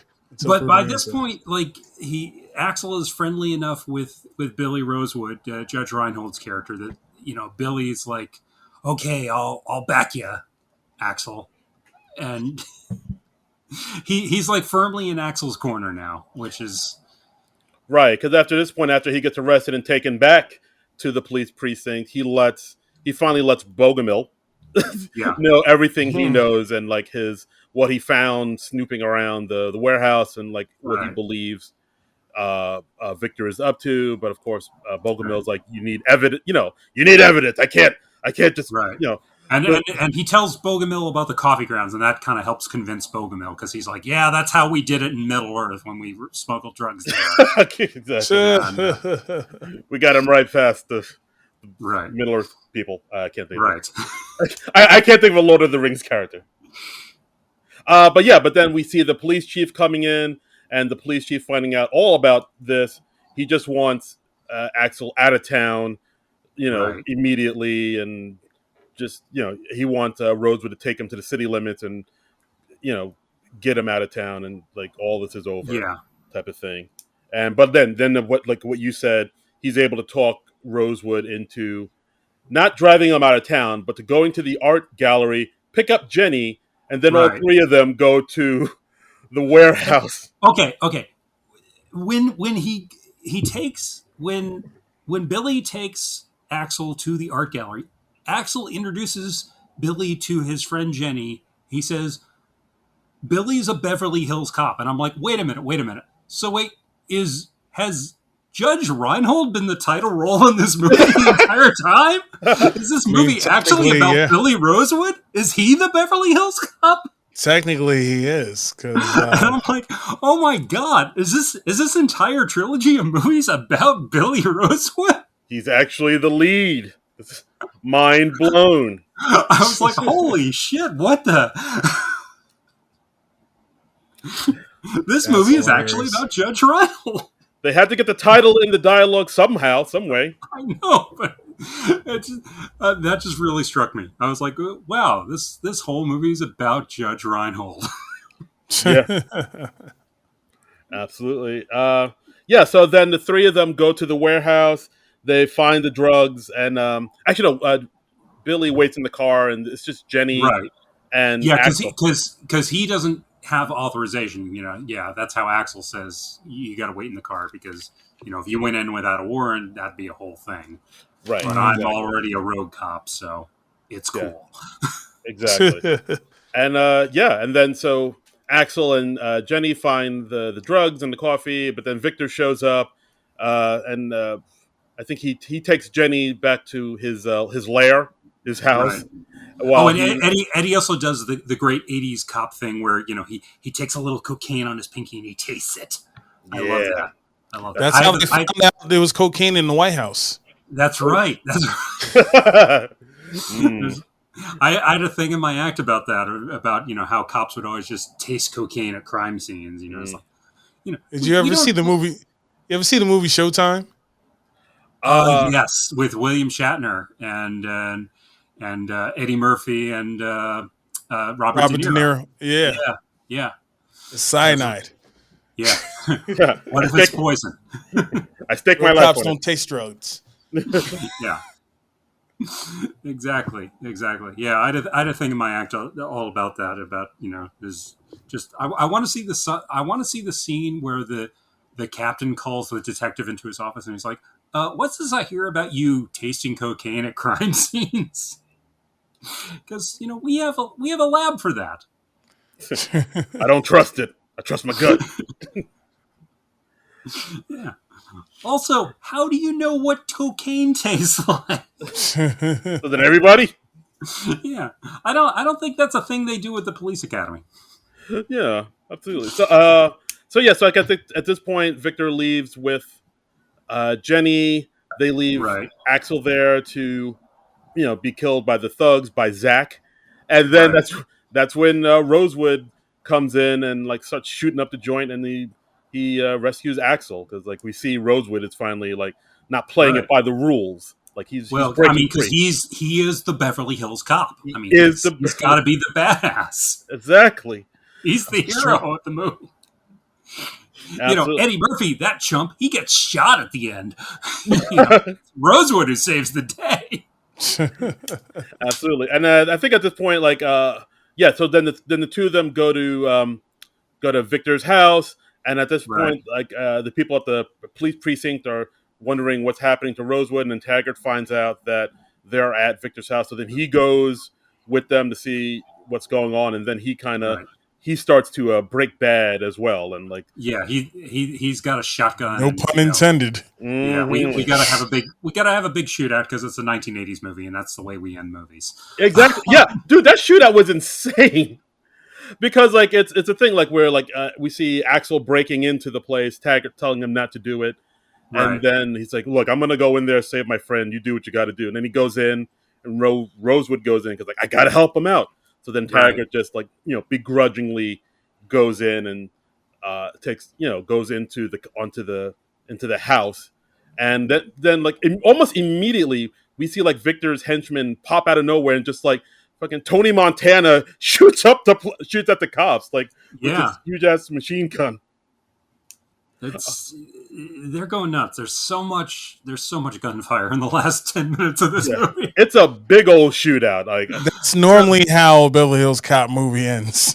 Yeah, I mean, we even get Ronnie Cox in there as the lieutenant coming in, and he like shoots the bad guy along with Eddie Murphy.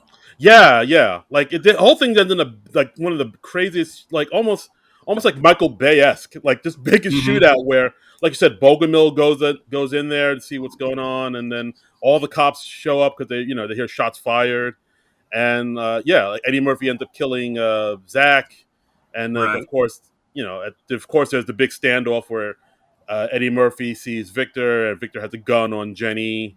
On Jenny, yeah, and know, like in any other movie, I think Jenny would be the love interest, but I guess because the lead is Eddie It was Murphy, a different time. It was a different time there. They're just old friends, so we can't have an interracial relationship in the movie. Yeah. That's another thing. It's definitely a different time. Yeah, that's another thing I noticed about this in the movie. Not a lot of women in this film. Just, I mean, with the exception of Jenny's pretty much it, and then like a couple women in the strip club. Yeah, and the hotel worker. So that there's that. Oh yeah, okay, yeah, I forgot her. So that's like 3 or 4. So there you go. That's enough. That's all we need. It's again 1984. Women, they're like barely people. Yeah. Jeez. Wow. Jeez. That's at Trumbull Comic. Twitter, yeah. Instagram. I mean, was Radon Chong not around? Not saying it was right. I'm saying that's how it was. It's a different time back then. It was a different time. It was a different time. Time, baby. So then we have the scene where it's like a standoff, and I think Jenny somehow manages to get away, and then Victor shoots at Eddie Murphy but misses, and then we see Bogomil appear behind Axel, and then it's Axel and Bogomil shooting the hell out of Victor and killing him. And it's kind of funny, like we don't really know who fires the kill shot. It's kind of oblique, and it's kind of funny that Eddie Murphy doesn't really positively get to be the hero who blows away the bad guy in the movie. Yeah, that's weird because the whole thing was building up to that, I thought, but but I mean, it's the same situation in 48 Hours where he's not really a cop in that city. And the same thing happens in, I believe, 48 Hours where he has a gun and he does shoot, but you don't know who shot who. Yeah. Maybe that was intentional so that they could still write it up as a clean shoot. If Ronnie Cox is there, if Bogomil is there, he's like, yeah, I killed him with the one ring. But again, it's about Beverly Hills Cop and not a Detroit policeman. Right. So exactly. It had to be Beverly Hills Cop to actually shoot. I mean, they had to show that they're actual police officers. Otherwise, we would look at them as bumbling idiots. Yeah, true. I mean, we should have had the Beverly Hills Cop in there, though, and Rosewood should have been in there. That's right. Delivering the kill shot because he's the title character after all. Yeah. In my mind, a Beverly Hills Cop would look like Liberace. But how did you? Yeah, how did he use his gun with all those rings on? It's very, very, very carefully. That's part of his charm. Oh, yeah. He has a light trigger.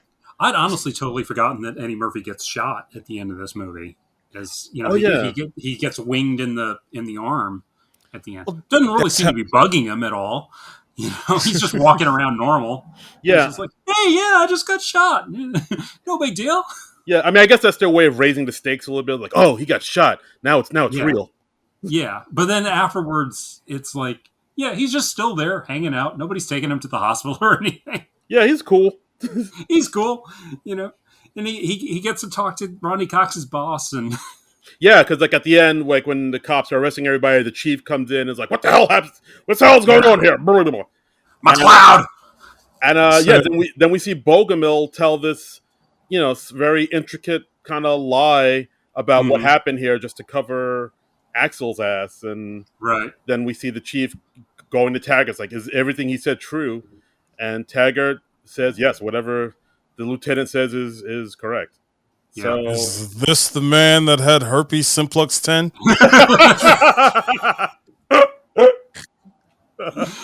Yeah, they're just a fun moment where Eddie just says to Bogomil, "You were lying your ass off." Yeah, yeah, so much Eddie Murphy laughter in this a movie. lot of it. Yeah, like that Well, was they his had thing. to. It was his punchline at the time because everybody Yeah, needed a catchphrase in their movies, and like yeah, a popular thing with actors is like they have like their certain way, a certain delivery, a certain style that they do things as, hmm, and when they see that something works, either it will be the director or their own accord to keep doing that. yeah, yeah. And they do it. I mean, I don't think they do it too much. It's maybe just on the verge of doing it too much. If they did it like one or two more times, it would have been too much. But I think it Yeah. works as it is. Yeah, yeah, I think so. I think they knew that people really liked the laugh, so they just Yeah, they like kind the of laugh. They like the smile. They like. yeah, I mean, they just like seeing Eddie Murphy being charming yeah, and BSing his way through situations. I mean, you totally see why he became as huge as he did watching this movie. yeah, Right. very much so. So yeah, and at the end of the movie, we see Eddie Murphy checking out of the hotel finally. Um, and Taggart and Rosewood meet him there in the lobby, and they say the cops will pay for his room, just like Yeah, that. And Eddie Murphy gets some more robes, and he offers yeah, Rosewood and Taggart a robe as a peace yeah. offering. It's like, It's yeah, like, we're go ahead, take these. I've already got 3 in my bag. yeah, and then we just kind of see the three of them kind of bonding a little bit and saying, "Hey, we should get drinks sometime." And I Yeah. think Rosewood said, "No, we're on duty," and then Taggart's like, one drink, one beer wouldn't kill us." And then it's like it ends kind of weird, like the way because like Doesn't really end on a strong line or anything. I was just like, really? That's the line we're ending our movie on? yeah, it's like it's just basically It's Axel saying like, "Yeah, I know a place, trust me," and then that's it. yeah. Like that's my only complaint. I think I wish the We ending needed was like a cut after that and see them like back at the strip club or something. yeah, exactly. Like doing body shots or I don't know, whatever. Damn. Yeah, I don't think they were doing body shots in 1984. Well, whatever. Yeah, we did, but you know what I'm saying. We got to up the ante somehow. They're doing Like if lines. he took him to the strip club before. Yeah, they're doing lines of cocaine together It's because it's an 1984. Yeah. Yeah, let's do this again sometime. Beverly Hills Cop 2. Yeah. The stakes are higher. Yeah, but apparently they knew what they had with this movie. They greenlit a sequel when they did the first screening for the executives at Paramount, and they already greenlit a sequel, so they knew what they had here. Yeah, Oh, yeah. yeah. But I mean, yeah, and that's the movie. I would say that's my only complaint. I really wish I had like a stronger ending. But Yeah, other than that, you need a good gag to end the movie on. yeah. But I mean, other than that, I think this movie is still solid, still holds up. I think it's still Hmm. a damn fun movie. Oh no, it definitely is. I mean, it's Yeah, it's one of those movies that you have fond memories of, like when the first time you watched it. What was going on in your mind, what you were thinking. That's one of the yeah, things I ask about in my podcast, where I ask people what was your first introduction to Eddie Murphy, and right. normally it's about a movie that they had no business watching, Yeah, but watched it anyway. I don't know how I saw this movie at 12 in 1984 because I mean this is a rated R movie, right? Yeah, Yeah. I Yeah. was gonna ask you that because like you said you saw it in the theater, so somebody sold a 12-year-old a ticket to see this movie. I'm not saying I saw it by myself, but I can't for the life of me remember who I saw it with. I Mm. But have a friend. I have a friend that went to see 48 Hours in uh-huh. the movie theater, Yeah. and he went with his parents. Right. And he Mm. was like, "Yeah, I had progressive parents from the 70s. I mean, They let me watch it." it's possible I saw this with my parents. I just don't remember for sure. My parents were pretty progressive, and I remember Hell, I remember I saw the movie Escape to Alcatraz with my parents. Oh wow. Yeah, I remember. Which I definitely shouldn't have been seeing that Yeah, because I don't think I was 10 yet. yeah, I remember seeing like I think it was Waiting to Exhale with my parents, and I shouldn't have been. I was way too young to see that because there were Yeah. some intimacy I scenes. saw I saw Under Siege with my stepfather. Oh my god! The lady just jumps out the cake and the boobies just start flying. I'm like, hey, what's this? Yeah.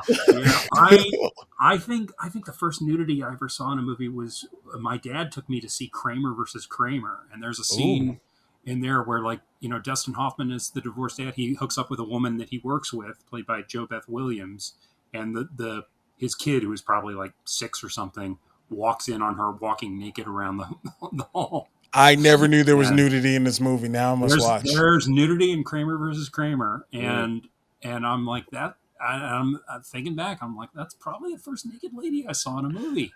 I think mine was either just one of the guys or Beverly Cop 2. It was either one.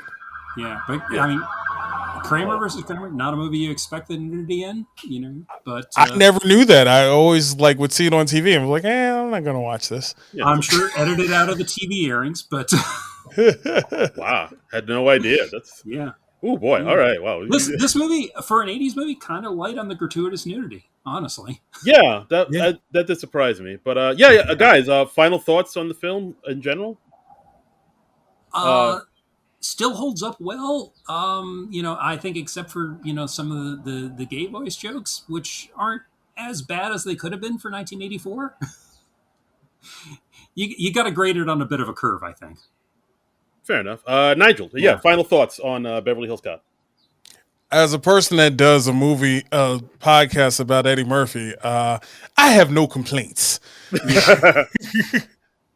Yeah, no, it's I mean, this was the movie that solidified Eddie's status as a movie star. Like, if there was any doubt before this movie came out, this quelled all the naysayers. There's some celebrity, and I can't remember who said this, who said like you have to have like 3 hit movies out of 5 to keep the wheel spinning, and Eddie Murphy totally did that in the early '80s because he had 48 Hours, he had Trading Places, Best Defense didn't do so well, and then he has this, which is a mega hit, and so that's 3 out of 4, so that kept him going. But we don't even remember Best Defense when we talk about an Eddie Murphy run. Not at all. We remember just those 3. Yeah. But to be honest, that's Best Defense is a Dudley Moore movie. Eddie Murphy was just shoehorned in because the movie was doing bad, and they were like, "Okay, we need to make this funnier. Okay, let's go get that guy from Saturday Night Live to be in it." Right. He was the hot guy right then. Yeah, he was the hot guy. So let's put him in it. Oh, go ahead. No, I was gonna say, from what I understand, he's not even in the movie that much. He's like in. He's not. They're in. So if you ever seen Best Defense, and I haven't done a Best Defense movie, but Best Defense takes place in 2 different years. Oh. So Dudley Moore and Eddie Murphy never really meet till I think toward the end of the movie, or maybe they don't meet at all. I don't remember. But what happens is Dudley Moore makes a tank. And in 1982, and in 1984, Eddie Murphy's having problems with it. Right. And that's the movie. So the parts with Eddie Murphy are hilarious. The parts with Dudley Moore are just like, this is bad. Yeah. All right. Yeah, I heard he's like in maybe like toward the end of the movie for like maybe 20 minutes or something. Basically. He's peppered all in the movie. It's just goes. It's 2 different movies. Tonally, it does not work. Like, they made it's basically an idea that they had that didn't work. So they said, okay, let's try to make Eddie Murphy clean this up. Right. Just can't imagine why that movie wasn't a hit. Let's get the guy from Arthur. Let's get the guy from 48 Hours and Trading Places, and we'll put him in a movie. We won't have him interact. Yeah, because I mean, if you look at the movie poster for that, because I remember seeing that movie poster, back in the video store days when I'd go into a video store like Blockbuster, and I saw the cover. And it looks, I thought that at some point it's like a buddy comedy, like they interact with each other. Right. So, but I mean, according to Nigel, they never do. I have it on DVD somewhere here. That's so bizarre. That's so bizarre. Like, why would you not have that? That's so bizarre. All right. Well, what a weird. I went looking for that movie because I heard Eddie Murphy say Best Defense. Now that was a bad movie, and I was like, I gotta find this movie. I think it was like early 2000s. I was like, I never heard of Best Defense. I don't know what this movie is. I gotta try to find it. So I tried to find it for like a good 3 years until I found it on like VHS somewhere at like a Suncoast or something like that. I remember Suncoast. Suncoast. Oh man, good times. All right. Yeah. So I mean, I guess that's the episode, guys. Beverly Hills Cop still holds up. Yep. Darren, did we get any tweets about it? We did get a tweet from one fully at Nigel Furlton saying, "I know you, Eddie."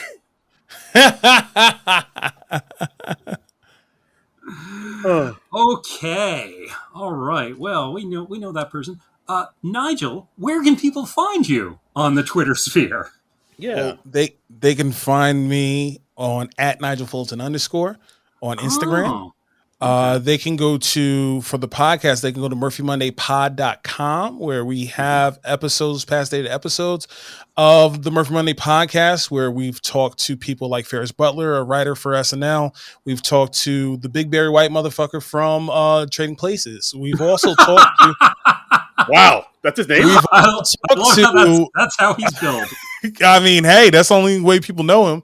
We've also talked to Clint Smith, who is the guy that says that boy good. Oh shit! Yeah, nice. we've talked to him as well. We've also had Darren Patterson on the podcast. Hey. Hopefully we'll get John to be on to talk about Best Defense. Yeah, well, hey, if I can track down a copy of Best Defense somewhere, I don't know if it's. I'll send it to you. I can send it to you. I have it readily available. Okay, can you send it along with a VCR? No, I have a clip. I have the whole thing online, so it's okay. All right. But definitely check those out. And this upcoming season on HBO's Rap Shit, you can catch me in episode 6. Ooh, nice. Yeah. Right. So. I guess I can talk about that now. I actually did the ADR for it the other day, and like I got to see my scene, so I know it's not going to get cut out. Oh, so cool. I can talk about this. Are you appearing as yourself, or are you? I play somebody. Ironically, I play a podcaster. Go figure. Ooh. Folks, check that out. Rap Shit. Yeah, Max. Yeah, definitely. That sounds like a real stretch for you. Yeah, Issa Rae. Oh, you got to meet her and everything? Yeah, I got to meet her. Definitely. Tight. Yeah. Awesome. Cool. All right. Well, yeah, that's the episode. Nigel, thanks so much for listening and for being on the podcast and for listening to us. Yeah. Anytime. Yeah. And as always, you can follow us on Twitter at SNL Nerds Show. You can follow me on Twitter and Instagram at Darren Credible, DARIN Credible. And you can follow me on Twitter and Instagram at Trumbull Comic. That's TRUMBULL and the word comic. Yeah. So, Darren, what do we got going on next week? Next week. Well, we figured because we lost a powerhouse actor recently, the great Alan Arkin, we decided, let's do an Alan Arkin movie. Let's do one of our favorite Alan Arkin movies that has some SNL characters in it. And part of me thinks this movie was like a huge hit for any people in our generation, us Gen Xers. We're gonna be doing a Grosse Pointe Blank. Yeah, Grosse Pointe Blank with John Cusack, Dan Aykroyd, Joan Cusack. I think I said John out of instinct. John is in it too. Yeah, John Cusack, Joan Cusack, Dan Aykroyd's in it. Hank Azaria, Minnie Driver, Arkin. And Alan Arkin playing the psychiatrist. It's Dan Aykroyd. Dan Aykroyd. Yeah, I said Aykroyd. Yeah. Oh, okay. Piven. I said Aykroyd. Jeremy Piven. I mean, a lot of good people in this movie. And, all about a hitman going to his high school reunion, which hijinks ensue. Yeah. I'm actually looking forward to this. I'm always been a big fan of this film, and it has a pretty killer soundtrack too. If you're into it does. If you're into 80s college radio songs, this is one for you. Yeah, it was really that popular back then. It was so popular they did a second soundtrack album for it. Absolutely. Get out of here. Yeah. I I've actually never. I know the movie. I've never seen it. It's worth seeing. It's a good movie. It's like I don't know, very well done. Yeah, I mean, I don't know if the movie was like a big hit, but it definitely has a big. I don't think it was a big hit. For Gen X, I would say PCU was more of a bigger hit for Gen Xers. I think Grosse Point Blank, I haven't looked up the grosses or anything, but I think it was at least a modest hit, and I think it's certainly better remembered than PCU these days. I love PCU. I got to give PCU another watch. I haven't seen it in forever. Oh my God, George Clinton? Forget about it. Ooh, yeah. We want the funk. Yeah, but Grosse Point Blank. Looking forward to that. It's a good movie. I haven't seen it in quite a number of years, but it's a fun one. So that's what we'll be doing then. So please join us next week when we're doing Grosse Point Blank. But until then, nerds out. This has been a non-productive media presentation. Executive producer Frank Hablawi. This program and many others like it on the Non-Productive Network is distributed under a Creative Commons Attribution Non-Commercial No Derivatives license. Please share it, but ask before trying to change it or sell it. For more information, visit non-productive.com.